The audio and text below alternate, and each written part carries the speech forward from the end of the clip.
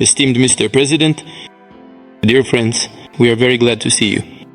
And at the beginning of our conversation, I would like to once again thank you for your decision to take part in the events dedicated to the 80th anniversary of the victory in the Great Patriotic War. I remember our constructive and fruitful conversation when, in 2023, you visited our country for the first time to participate in the Russia-Africa Summit in St. Petersburg.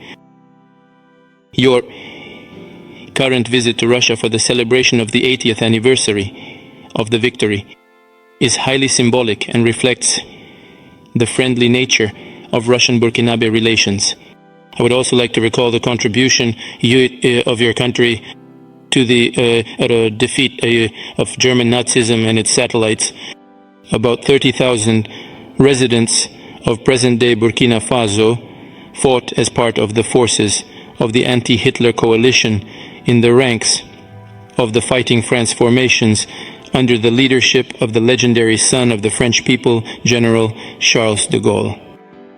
Today we are united by a common goal in the fight against terrorism and extremism.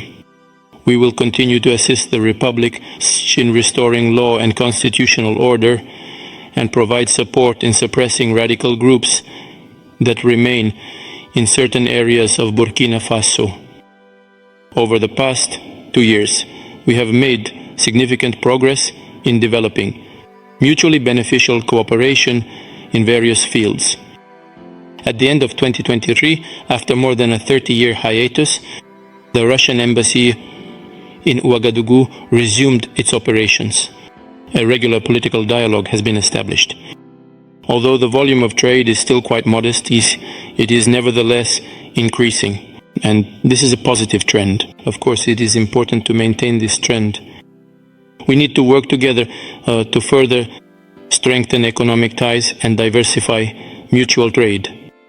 In this regard, the Economic Days of Burkina Faso in Russia held in October 2024 proved to be useful with a high-level Burkinabe delegation led by the Prime Minister participating. The issue of establishing an intergovernmental commission is being worked out. At the end of last year, a specialized working group was already formed. We will continue to assist your country in training national personnel.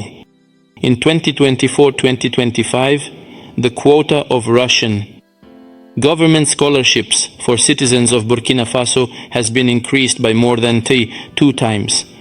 This year, we are ready to accept another 27 students from your country at the expense of the federal budget. In total, about 3,500 Burkinabe have received their education with us. The promotion of cultural and humanitarian ties is facilitated by the Russian House operating in Ouagadougou since 2024, where, among other things, Russian language instruction has been organized. There is great potential for cooperation in the fields of healthcare and sanitation.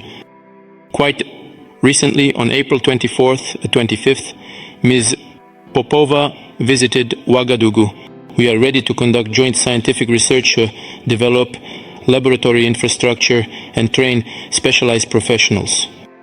We also attach priority importance to providing humanitarian assistance to Burkina Faso. Last year, we sent you 25,000 tons of wheat free of charge. This month, a large shipment of other food supplies will arrive in Ouagadougou. We value our close coordination with Burkina Faso on the world stage, including within the framework of the United Nations and other international organizations. A new and useful format of cooperation has been the consultations between Russia and the Confederation of Sahel States. The first such meeting took place at the ministerial level in Moscow in April of this year. I believe we have good prospects in many areas. We have the opportunity to discuss some of them today.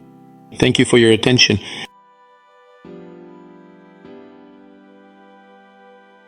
Thank you very much. Greetings, comrade presidents. I hope I'm pronouncing it correctly. It is an honor to be here at the celebration of the 80th anniversary of the victory in the Great War. So I wanted to congratulate you and thank you for this invitation, which is a symbol for us. And during my time here, and I must admit that I have learned many lessons. The session I attended before dinner the previous evening, the cultural session, made me realize that history and culture are the foundation for building a strong and resilient army. Together, we were able to see all the sacrifices that the Soviet people made so that we can live in a free world today. And so we want to thank you for this invitation, because these moments have also allowed us to reflect on our own situation and to consider new perspectives. With that, I believe that the obstacles we face today should not stop us. And in a way, obstacles are a good thing that we must overcome. The proof is that despite all the sanctions against Russia for some time now, Russia has managed to develop an internal mechanism that puts it at the forefront of the international stage. And we are learning, we are taking careful note of these lessons we have and learned here.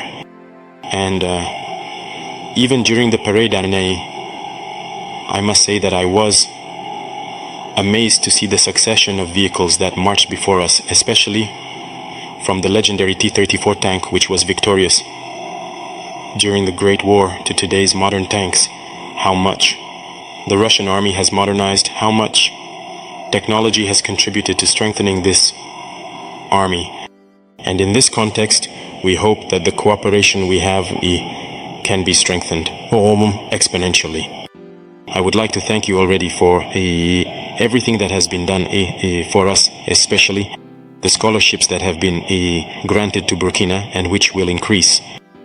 This morning I visited the University of Chemistry, and I was saying that the area we will focus on after defense and security is education. This is the area that interests us the most, especially the sciences.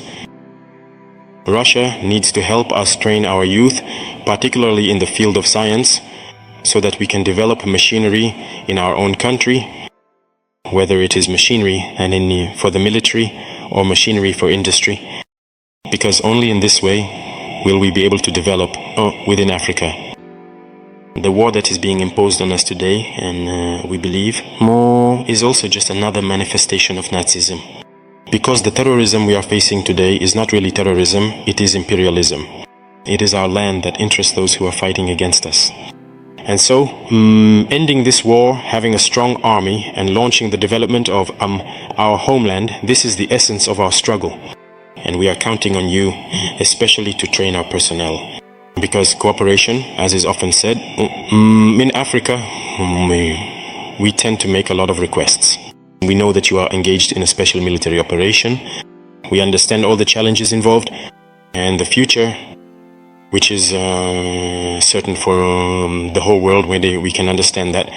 So we may not be here to ask for a lot of things or to request aid or anything like that. But the help you can give us is above all this transfer of knowledge that we seek. And so we hope to have more scholarships and to see in what ways we ourselves can provide scholarships to our students to study here. And thirdly, how can the universities here be replicated in Burkina Faso, especially the ones I have visited? And also, there are many other universities in the field of sciences. How can we replicate them in Burkina Faso with all the necessary laboratories required to provide practical training for our youth, so that we can truly be at the heart of our own development? This is the main request we currently have in the context we are living in, so that we can transform everything we have locally, produce many things ourselves, and make Burkina Faso a hub where many young Africans will come and also learn science. Because here in Russia, you have